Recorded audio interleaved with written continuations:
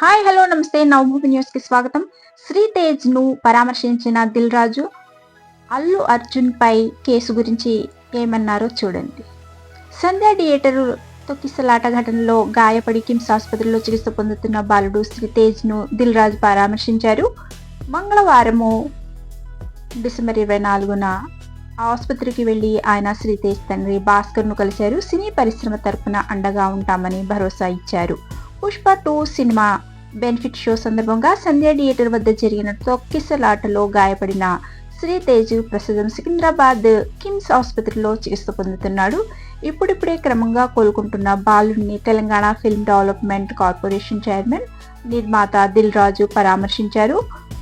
మంగళవారం కిమ్స్ ఆసుపత్రికి వెళ్లిన ఆయన భాస్కర్ ను పరామర్శించారు. అనంతరం కిమ్స్ ఆసుపత్రి వద్దే మీడియాతో మాట్లాడారు. రేవతి కుటుంబాన్ని అన్ని విధాలా ఆదుకుంటామని భరోసా ఇచ్చారు. అవసరమైతే రేవతి భర్త భాస్కర్ కు ఇండస్ట్రీలో పర్మనెంట్ ఉద్యోగము ఇప్పిస్తామని హామీ ఇచ్చారు.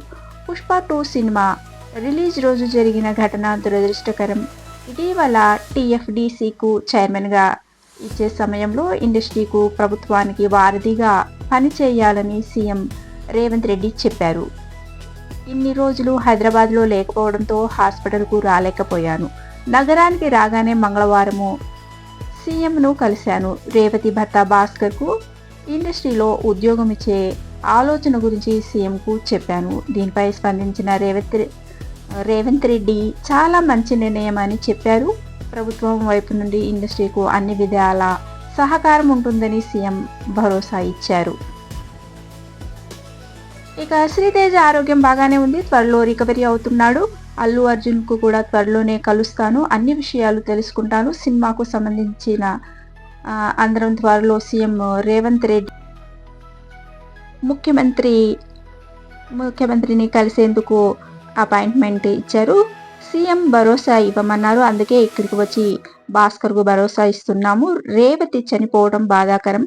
భాస్కర్ కుటుంబానికి అన్ని విధాలుగా అండగా ఉంటామని దిల్ రాజు భరోసా ఇచ్చారు.